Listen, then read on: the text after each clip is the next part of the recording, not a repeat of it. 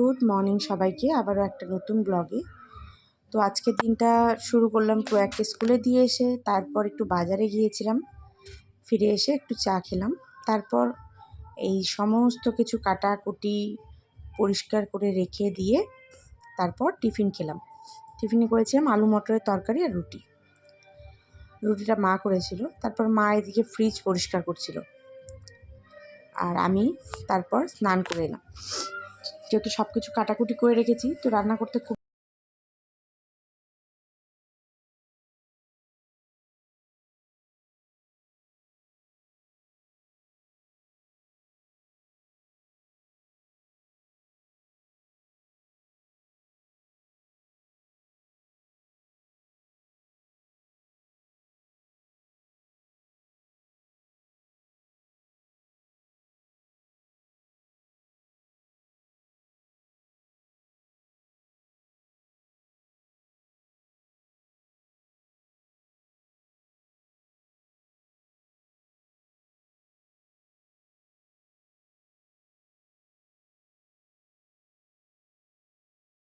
তো প্রথমে লাল শাক বসিয়ে দিলাম। লাল শাক চিংড়ি মাছ দিয়ে হচ্ছে ভাজা, আর এদিকে মাছ ভাজছিলাম। তার সাথে হবে মাছ, ভেটকি মাছ ঝাল হবে, আর হবে হচ্ছে চিংড়ি মাছ আলু দিয়ে তরকারি। মালাইকারি করবো বলে এনেছিলাম, কিন্তু না, পরে একটু আলু দিয়ে তরকারি ভাতো করলাম। আজকে এটা মাছের ঝালটা দেখো আমার রেডি হয়ে গেছে, আর এখানে লাল শাকটাও একেবারে রেডি। এবার শুধু চিংড়ি মাছ বাকি। চিংড়ি মাছটা দেখো হয়ে আসছে, আলুটাও সেদ্ধ হয়ে গেছে, খুব সুন্দর গন্ধ ছাড়ছে। আর এটার মধ্যে একটু গরম মশলা দিলাম, নামিয়ে দেবো। ঘি দেবো না, যেহেতু বাবা খায় না। মানে ভাজাভুজি খাওয়া বারণ, আর বাবা খায়ও না। বাবা খাওয়ার নিয়ে খুব মানে যেটা খাওয়ার সেটুকুই খায়, মানে উল্টো পাল্টা কিচ্ছু খায় না।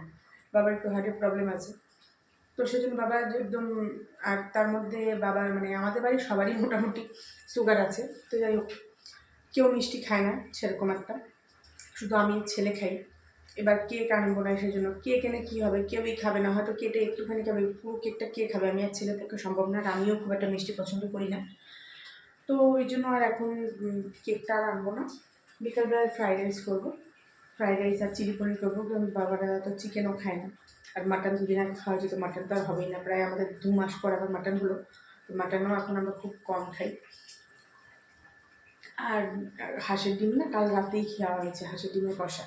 তো সেজন্য ফ্রাইড রাইস ডিম কষা ক্যান্সেল, এবার এখন চিলি পনির করি, পনিরটা খাই। তো রাতে ওটাই করবো, আর স্যালাড থাকবে। আর এবার আমি লাল শাক, ভেটকি মাছ করলাম, আর ওই চিংড়ি মাছ করলাম। চিংড়ি মাছটা ভাবছিলাম প্রথমে মালাইকারি করি, পরে একটু আলু দিয়ে করলাম। কোনো কিছু সেরকম তরকারি নেই, তো বাবা একটু তরকারি ঝোল টোল খেতে পছন্দ করে, তো সেজন্যই করলাম। ডাল টাল করিনি। তো এই দেখো হয়ে গেছে, এবার নামিয়ে দেবো।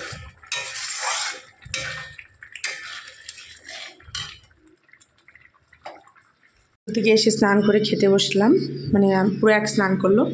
তো এই যে লাল শাক, চিংড়ি মাছ দিয়ে ভাজা, মাছ, আর এখানে চিংড়ি মাছ আলু দিয়ে তরকারি। এই হলো আজকে আমাদের লাঞ্চ। খাওয়া দাওয়া করে না একটুখানি শুয়েছিলাম। আজকে হঠাৎ করে শরীরটা এত খারাপ লাগছিল, কেন জানি না। তারপর একটু শুয়েছিলাম, শোয়াতে যেন মনে হচ্ছে আরও শরীরটা খারাপ লাগছে। তো যাই হোক, উঠলাম, এই চা করলাম, চা করে চা খাচ্ছি।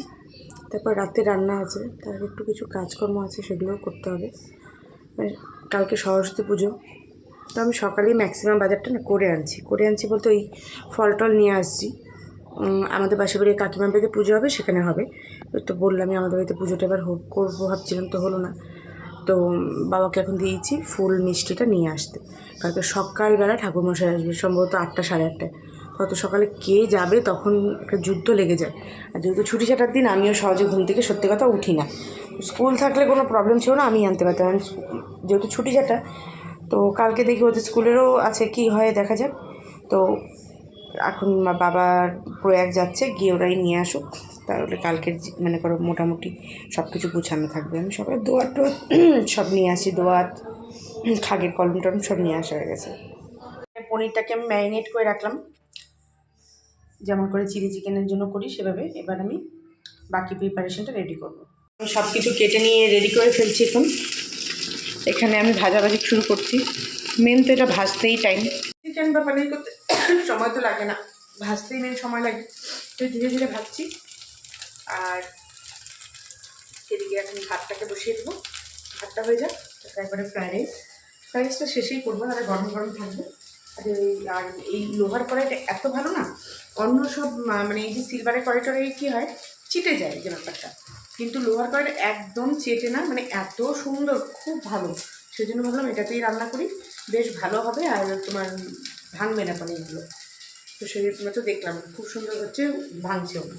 এই দেখো চিলি পনির কিন্তু একেবারে রেডি, রেসিপি তো মোটামুটি এক, সেজন্য আর শেয়ার করলাম না। আর এখানে ভাতটা হচ্ছে, ভাতটা হয়ে গেলে ফ্রাইড রাইস করবো। আর ওখানে স্যালাড কেটে রেখেছি, ভাতটা শেষেই করছি যাতে গরম গরম থাকে, তাহলে খেতে ভালো লাগবে। তো এখন ওই 9:30 মতো বাজে, আমরা খেতে বসে গেছি চিলি পনির, ফ্রাইড রাইস আর স্যালাড। তো ভিডিওটাকে ওইখানে শেষ করছি, ভালো লাগলে লাইক করে দিও, বাই।